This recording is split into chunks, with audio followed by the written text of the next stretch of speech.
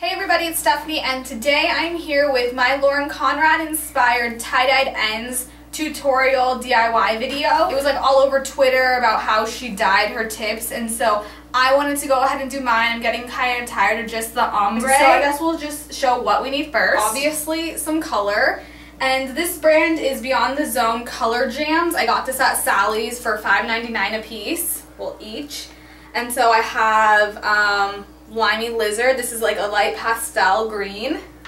And then I have Tripped Up Turquoise, which is a nice turquoise, which is what I initially just wanted to do turquoise in my hair. But when I got there and saw they had all these rad colors, I decided to pick up a few more. And then Party Time Pink, which is a lighter pink. It's not very magenta, it's very, very light, because Melissa wouldn't let me go crazy. So those are the colors. These are also semi-permanent. They will last between 10 and 12 washes. I'm going to show you a trick later on in the video to show you how to keep this in longer than just 10 to 12 washes.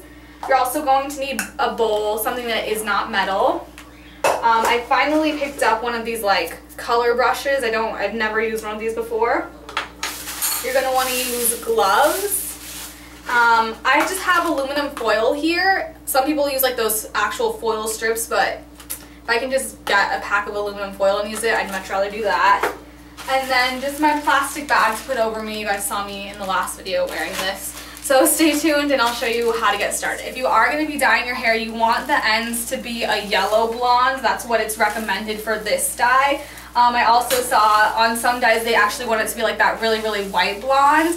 And I re-ombre'd my hair last week, so I think this is an okay color to have. I'm not going to re-dye it. So if you do need to dye the ends, there's a ton of videos on YouTube and stuff like that. It'll show you how to do that. So first things first, I'm going to obviously use Melissa to help me do the placement of it, because if not, I'm going to be like, so I want some blue right here.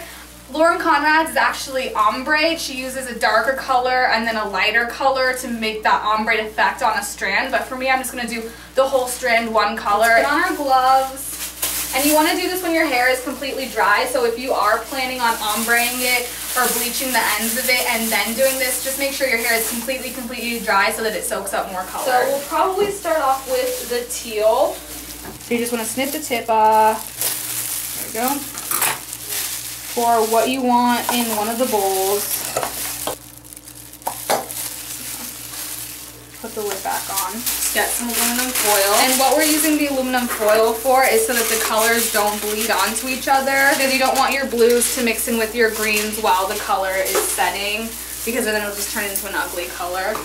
Let's just start off with a strand like this. I haven't washed my hair in a few days just because it holds color better.